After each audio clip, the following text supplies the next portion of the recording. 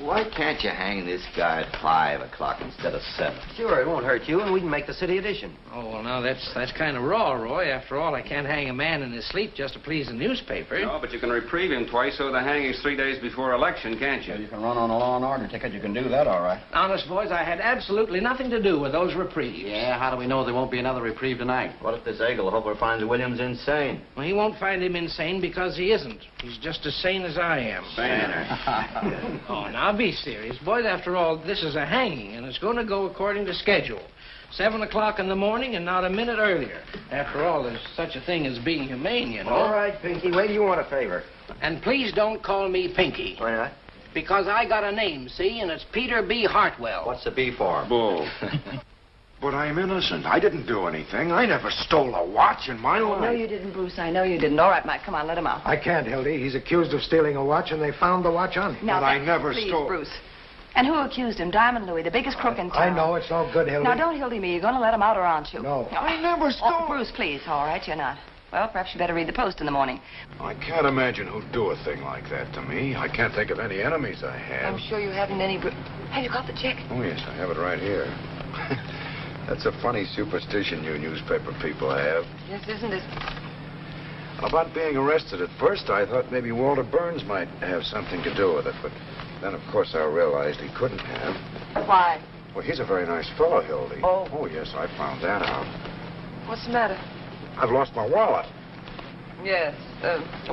Bruce, never mind. I have the money. You better give me the check, too. And that picture of us in Bermuda. Don't bother, Bruce. You'll find lots of things missing. No, Bruce, dear, you wait here. I'm not taking any more chances. I'll be down in 3 minutes. We're taking the next train. Oh, sorry. And so, into this little tortured mind came the idea that that gun had been produced for use, and use it he did. But the state has a production for use plan, too. It has a gallows. And at 7 a.m., unless a miracle occurs, that gallows will be used to separate the soul of Earl Williams from his body. And out of Molly Malloy's life will go the one kindly soul she ever knew. That's as far as she got. But I ask you guys, can that girl write an interview? She'll doodle if somebody else comes along. I don't think it's very ethical reading other people's stuff. Where do you get that ethics stuff? You're the only one who'll swipe any of it. Well, I still say that anybody that can write like that ain't going to give it up permanently to sew socks for a guy in the insurance business. Now I give that marriage 3 months, and I'm laying 3 to 1. Any takers? I'll take that bet. Hey, it's getting so a girl can't leave the room without being discussed by a bunch of old ladies. Hello, Post. Hey, get me Walter Burns, will you, please? Oh, don't get sore, Hildy. We were only saying a swell reporter like you wouldn't quit so easy. This is Hildy Johnson. Oh, I can quit all right without a single quiver. I'm going to live like a human being, not like you chumps. Is that you, Walter? Oh, I've got some news for you. Yes, I got the interview all right, but I've got some more important news. Yeah, perhaps you better get a pencil and take it down. All ready? Now get this, you double-crossing chimpanzee. There ain't going to be any interview, and there ain't going to be any story. And that certified check of yours is leaving with me in 20 minutes. I wouldn't cover the burning of Rome for you if they were just lighting it up. And if I ever lay my 2 eyes on you again, I'm going to walk right up to you and hammer on that monkey skull of yours till it rings like a Chinese gong. Oh, so you don't know why I'm angry with you? Well, perhaps you better get Louis to tell you the story of his watch. And there's just one other little thing I want you to listen to. You hear that? That's the story I just wrote. Yes, I know we had a bargain. I just said I'd write it. I didn't say I wouldn't tear it up. It's all in little pieces now, Walter, and I hope to do the same for you someday. And that, my friends, is my farewell to the newspaper game. I'm going to be a woman, not a news-getting machine. I'm going to have babies and take care of them and give them cod liver oil and watch their teeth grow. And oh, dear, if I ever see one of them look at a newspaper again, I'm going to brain them. Where's my hat? Hello. Hello. Oh, Mr. Burns? Yes, she's still here. And another thing I want to... Where is my... Oh, there it is. Hello, Doctor. Sorry to be late. Well, that's quite all right. These boys from the newspapers, they take up so much of my time. You know, they wanted me to hang Williams at their convenience. Oh, hello, Al. These newspapers, what they did to me in Chicago. I quite believe it. Always after me for interviews. Yes, me too. Of course, I did rather promise to make them some sort of statement when I finished here. You don't mind, do you? Well, that's hardly ethical, Doctor. You see, all statements are supposed to come from me. I see. Well, what do you say to giving them some sort of joint interview? I can discuss some of the psychological aspects of the case, and you... You mean we'd have our pictures taken together? Yes, shaking hands. Splendid idea. Of course, I don't take a very good picture. Oh, that doesn't matter, Doctor. The publicity is the main thing. Doctor, I'm getting awful tired. Can't I go back to jail again? Oh, I'm awfully sorry. I forgot you were there. No, Mr. Williams, we've some further questions for you. Sheriff, do you mind extinguishing the lights, please? Of course, Doctor. I think that'll help us along what we have to do over here. Now, let me see. Mr. Williams, you know, of course, that you're going to be executed. Now, who do you feel is responsible for that? I'm innocent. It wasn't my fault. Send us a postcard, That'll Jeff. do. Goodbye, Hildy. Au revoir. So long, Jansen. When we see you again, Jansen. Next time you see me, I should be riding in a Rolls Royce giving interviews on success. Goodbye. So long, you wage slaves. Bye. Oh, when you're crawling up fire escapes and getting kicked out of front doors, and eating Christmas dinners and one-armed joints, don't forget your pal, Hildy Johnson. We won't. And when the road beyond unfolds and the...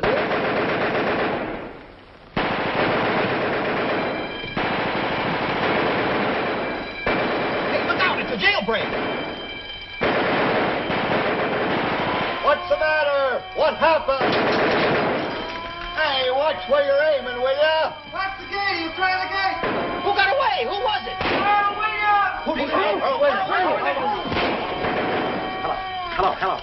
Hurry up. This is important. Give me the desk. Flash, Earl Williams just escaped. Jailbreak. Don't know yet. Call you back. Williams took a powder. Went over the wall. I don't know anything yet. Call you back.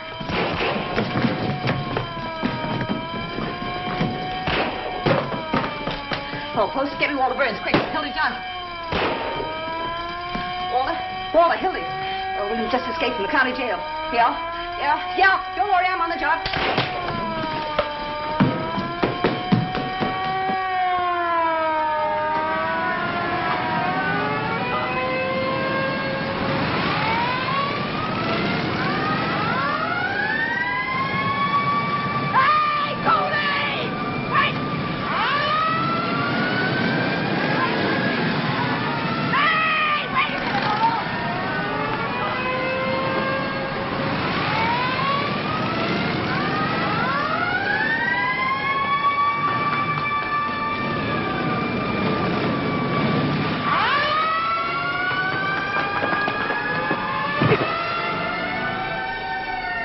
Cooley, I want to talk to you.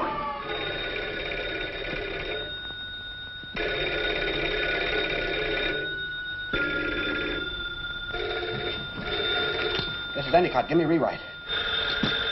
He ain't here. Hello, Gil. Here's the situation now. You ready? Williams was taken over to the sheriff's private office to be examined by this Professor Egelhofer. And in a few minutes, he shot his way out. No, nobody knows where he got the gun. He went upstairs to the infirmary and got out through the skylight. He must have slid down the rain pipe to the street. No, nobody knows where he got her. Well, if they do, they won't talk. Hello, sweetheart. Give me the desk. Crime Commission offers $10,000 reward for Williams' Murphy capture. talking. Yeah. No clue yet as to Williams' whereabouts. Okay. No. Here's a little feature, though. There's been an accident about a tear bomb. Yeah, tear bomb. Criminals cry for it. I don't know. Look, This I'd tear rather make a bomb went off statement. unexpectedly in the hands of Sheriff Hartwell's bombing squad. What went off? The following deputies were rushed to the hospital. A fine friend you are. Their names are Mervyn D. Wilkerson, the mayor's brother-in-law. After all I've done for you. Howard Schuster, the sheriff's uncle, on his mother's side. Hello, Jim. Sidelights on Sheriff Hartwell's manhunt. William Mansfield, the sheriff's landlord, and Lester Winthrop, who married the sheriff's niece. You remember, the very homely dame. All right, you Call ready? you back. Mrs. William Rice, age 55, scrub lady, while scrubbing the 8th floor of the Commerce Building, was shot in the left leg by one of Sheriff Hartwell's deputies. Look, I'm not... There goes another scrub lady. It was only a flesh wound. They took her to the hospital. Call you back. McHugh speaking. Give me the desk. Hey, Mac.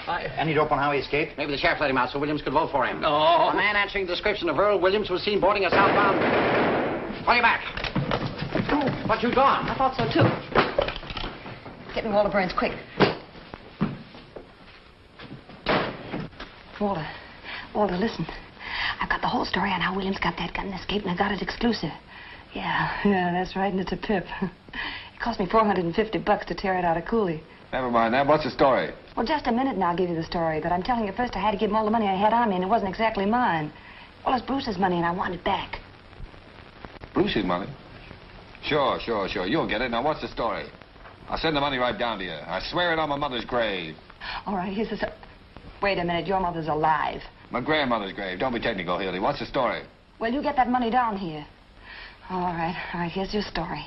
It's the jailbreak of your dreams. It seems this expert, Dr. Egelhofer, the profound thinker from New York, was giving Williams a final sanity test in the sheriff's office. You know, sticking a lot of pins in him so that he could get his reflexes. Well, he decided to reenact the crime exactly as it's taking place in order to study Williams's powers of coordination. Well, I'm coming to it. Of course, he had to have a gun to reenact the crime with, and who do you suppose supplied it? Peter B. Hartwell. B for brains. No kidding. I tell you, I'm not kidding. I'm not good enough to make this.